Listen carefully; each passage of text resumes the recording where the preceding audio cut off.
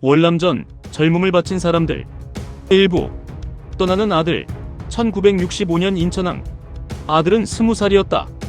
이병 통지서가 온 날 철이는 밥상머리에 앉아 아무 말도 하지 않았다. 어머니도 말이 없었다. 국이 식는 소리만 났다. 그 침묵이 대답이었다. 자원 입대를 하겠다고 했다. 월남이라고 했다. 어머니가 숟가락을 놓았다. 한참 있다가 물었다. 왜? 돈 때문이요? 거짓말하지 않았다. 전투수당이 나온다고, 집을 고칠 수 있다고, 동생 학비를 댈 수 있다고. 어머니는 대답하지 않았다. 창밖을 봤다. 아버지가 떠난 날도 날씨가 참 맑았다고 나중에 누나한테서 들었다. 항구 가는 날 아침 어머니가 도시락을 쌌다. 밥을 평소보다 꽉 눌렀다. 멀리 가니 배부르게 먹어야 한다고. 그 말뿐이었다. 배가 출항하기 전 철이는 어머니 손을 잡았다. 굳은 살이 두꺼웠다. 전쟁통에 피난길에 혼자 세 남매 키우며 생긴 굳은 살이었다. 이 손이 우리 집을 지켰다. 이제는 내 차례였다. 배가 멀어졌다. 어머니가 작아졌다. 더 작아졌다. 철이는 뒤돌아보지 않았다. 뒤돌아보면 내릴 것 같아서. 철이의 독백. 인천항을 떠나는 배 위에서. 어머니 나갑니다. 아버지가 총을 들고 떠난 길 나도 따라갑니다. 아버지는 조국을 지키러 갔고 나는 조국을 일으키러 갑니다. 같은 길인지도 모르겠습니다. 사람들은 돈 때문에 가느냐고 합니다. 맞습니다. 그런데 그게 부끄럽지 않습니다. 어머니가 아버지 밥그릇을 치우지 못하고 평생 기다린 것처럼 나도 그 기다림에 답하러 갑니다. 이 손이 아직 서툽니다. 어머니 손처럼 굳은 살이 없습니다. 하지만 돌아올 때는 달라져 있겠습니다. 이 손으로 어머니 손에 굳은 살이 더 생기지 않게 하겠습니다. 아버지, 보고 계십니까? 당신 아들이 지금 떠납니다.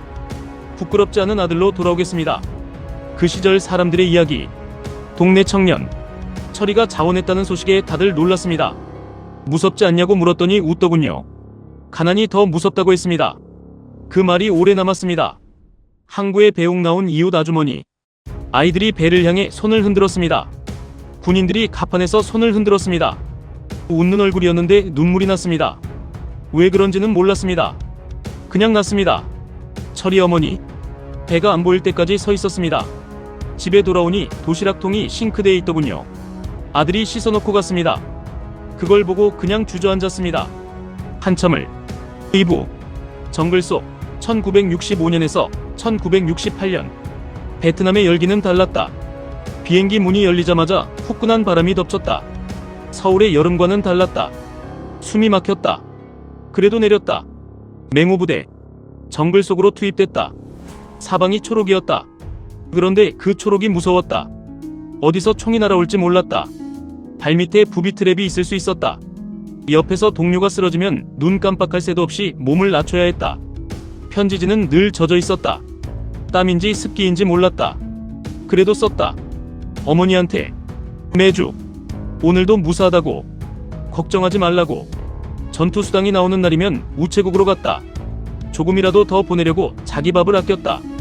빵 한 조각으로 버틴 날도 있었다. 괜찮았다. 어머니 손에 굳은 살이 하나라도 덜 생기면 됐으니까. 철이의 마르크화가 아니라 돈과 전투수당이 고향으로 흘렀다. 그 돈이 은행을 거쳐 어디로 갔는지 철이는 몰랐다.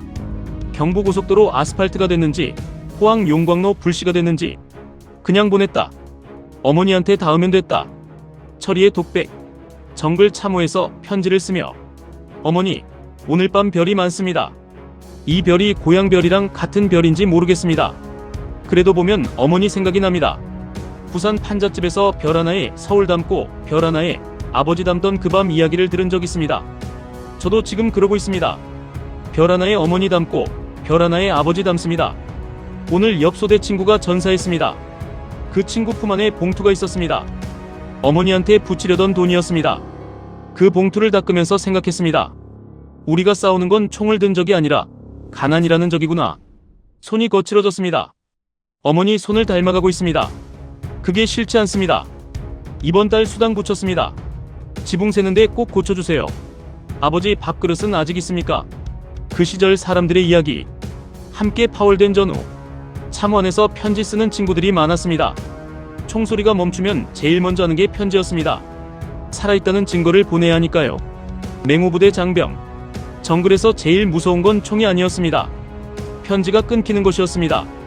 집에서 연락이 없으면 그게 더 가슴이 내려앉았습니다. 파월 장병 어머니, 편지 오는 날이 제일 좋은 날이었습니다. 받자마자 읽고 또 읽었습니다. 종이가 닳도록. 그러다 다음 편지가 오면 전 편지는 베개 밑에 넣었습니다. 쌓이면 베개가 높아졌습니다. 3부. 전우의 장례. 1967년. 비가 내리는 날이었다. 옆분대 박상병이 쓰러졌다. 매복 중이었다. 순식간이었다. 총성이 멈추고 나서야 쓰러진 걸 알았다. 22살이었다. 시신을 수습하면서 아무도 울지 않았다. 울면 다 무너질 것 같았다. 그냥 했다. 해야 하니까. 그날 밤 아무도 편지를 쓰지 않았다.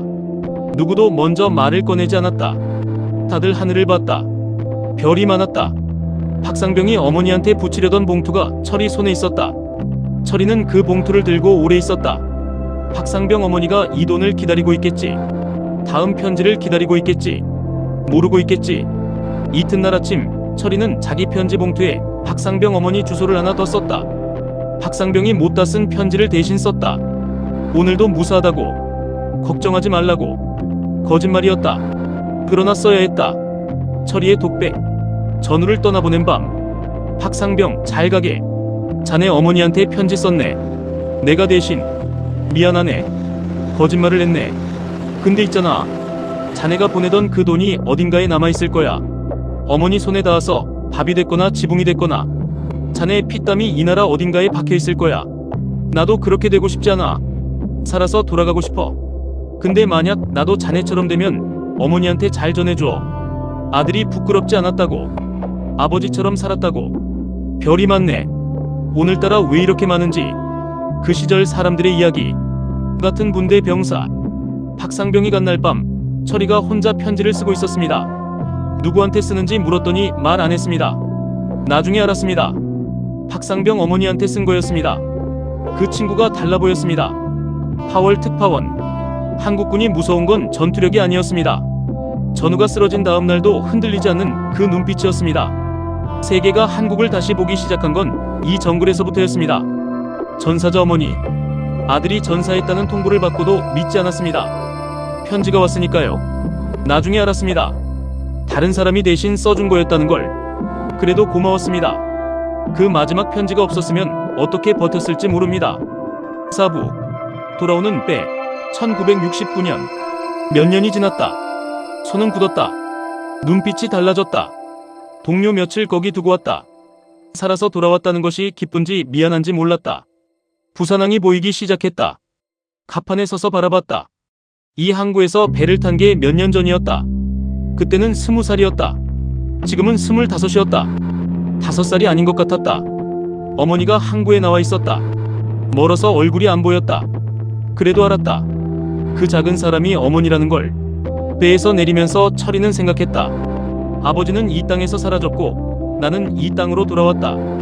그걸로 됐다. 그걸로 충분했다. 어머니한테 달려갔다.